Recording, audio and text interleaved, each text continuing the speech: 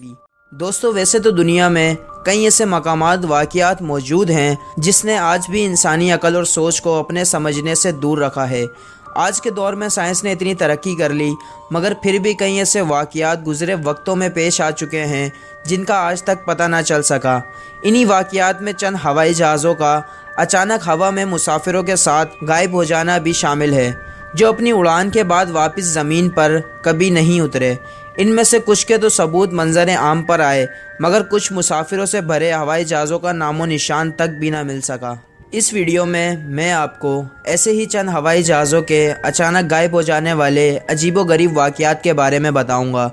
इस वीडियो को बनाने में मैंने जहां से मालूमात हासिल की, उन तमाम सोर्सेज़ को वेरीफाई कर उनके लिंक इसी वीडियो की डिस्क्रिप्शन में मौजूद हैं और वीडियो के लास्ट में आप इन्हें मज़ीद पढ़ भी सकते हैं। दोस्तों, वैसे तो तारीख़ में कई ऐसे वाक़यात पेश आए कि जिनमें जहाज़ अपनी उड़ान के कुछ ही मिनट बाद हवा में ही कहीं गायब हो गए, मगर हैरान कर देने वाला वाक़या उस वक्त मंजर आम पर आया कि जब 37 साल का एक गुमशुदा जहाज़ अचानक 37 साल के इस लंबे अरसे के बाद एक एयरपोर्ट पर उतरा। ये दर हकीकत वही जहाज़ था जो कि 37 साल पहले 1955 में न्यूयॉर्क से मियामी जाते हुए अचानक गायब हो गया था और इस जहाज़ का कुछ पता नहीं चल सका था। ये जहाज़ न्यूयॉर्क एयरपोर्ट से उड़ान के कुछ ही देर बाद रडार पर से गायब हो गया। उसके बाद इस जहाज़ की काफ़ी तलाश की गई, मगर क्योंकि उस वक्त टेक्नोलॉजी इतनी एडवांस नहीं थी, तो जितना मुमकिन हो सका इस जहाज़ को तलाश किया गया, मगर इस जहाज़ को ज़मीन खा गई या आसमान निगल गया, कुछ सामने नहीं आया और फिर यह मान लिया गया कि यह जहाज़ कहीं समुंदर में गिरकर तबाह हो गया है। फिर इस चैप्टर को हमेशा के लिए क्लोज कर दिया गया और दुनिया इसे कब कब भूल चुकी थी। लेकिन 37 साल बाद 22 मार्च 1992 को वही जहाज़ क्रैसस के एक एयरपोर्ट पर उतरा। 1992 में ये सारा वाक़या उस वक्त के न्यूज़पेपर में भी नशर किया गया था और उस वक्त के मीडिया में इस वाक़ये पर काफ़ी लंबे अरसे तक कई सवाल भी उठते रहे। दोस्तों, 1992 में एक जहाज़ DC-4 फ्लाइट नंबर 914 वेनेजुएला के शहर क्रैसस में एक एयरपोर्ट पर उतरा, लेकिन ये जहाज़ रडार पर नज़र नहीं आ रहा था, जबकि वहाँ पर मौजूद इंतज़ामिया इसे बज़ाहिर आसानी से देख रही थी।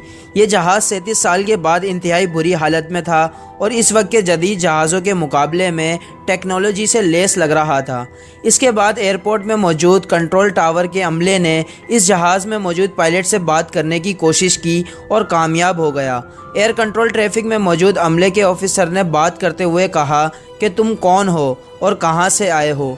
एयर ट्रैफिक कंट्रोलर के मुताबिक वो बजाय इन सवालों के जवाब देने के वो इंतहाई घबराते हुए पूछने लगा, हम कहाँ हैं? और फिर उस पायलट ने बताया कि ये चार्टर फ्लाइट 914 है और इसमें 57 मुसाफिर मौजूद हैं और ये फ़्लाइट न्यूयॉर्क से मियामी की तरफ जा रही है। पायलट अभी भी काफ़ी डरा हुआ था।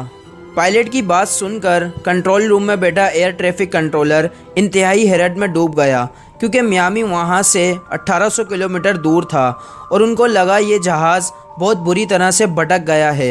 ये इंतहाई ख़तरे वाली बात थी, क्योंकि इस तरह जहाज़ खुद ख़तरे में होने के बावजूद कई दूसरे जहाज़ों से हादसे का सबब बन सकता था। उस एयर ट्रैफिक कंट्रोलर ने कहा, ये वेनेजुएला का शहर क्रासस है और तुम बुरी तरह अपने रास्ते से भटक चुके हो। लेकिन आगे से पायलट की तरफ से कोई जवाब नहीं आया। कंट्रोल रूम में मौजूद सारा अमला उस पायलट के जवाब का बेसब्री से इंतज़ार कर रहे थे। कुछ सेकंड गुजरने के बाद पायलट का जवाब आया कि क्या मैं ये जहाज़ क्रासस एयरपोर्ट पर उतार सकता हूँ। एयर ट्रैफिक कंट्रोलर ने उसे इजाज़त दे दी ताकि किसी बड़े हादसे से बचा जा सके। रनवे को फौरी तौर पर खाली करवा दिया गया। कुछ ही मिनटों के बाद कंट्रोल रूम में मौजूद अमले ने देखा कि एक बेहद पुराना जहाज़ क्रैसस एयरपोर्ट पर उतर रहा है।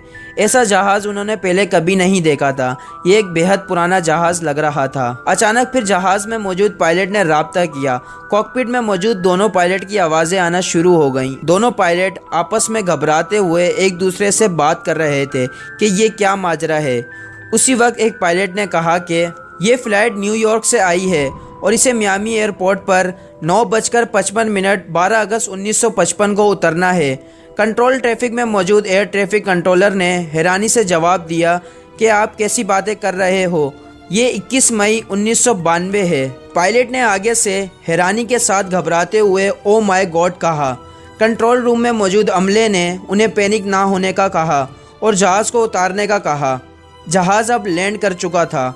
ये काफ़ी पुराना जहाज़ लग रहा था।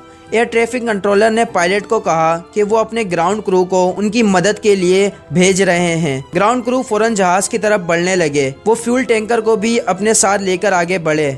उनके मुताबिक जब वो जहाज़ की तरफ बढ़ रहे थे तो पायलट ने चिल्लाते हुए कहा, स्टॉप, तुम हमसे दूर रहो और हमारे करीब मत आओ, और हम इसी वक्त यहाँ से जा रहे हैं। ग्राउंड क्रू के मुताबिक पायलट और जहाज़ में मौजूद मुसाफिर डरे हुए लग रहे थे। पायलट ने ग्राउंड क्रू के लोगों को हाथ के इशारे से वहीं रुकने के लिए कहा।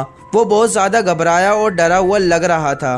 उस पायलट के हाथ में एक कैलेंडर था जो उसके हाथ से गिर गया था, और ग्राउंड क्रू के एक मेंबर ने उसे वहाँ से उठा लिया, जो आप देख सकते हैं। ये कैलेंडर 1955 का था। पायलट ने जहाज़ की खिड़की में से ही गुड बाय कहते हुए जहाज़ को हवा में बुलंद कर लिया। उसके बाद वो जहाज़ वहाँ से उड़ गया और फिर कभी नज़र नहीं आया।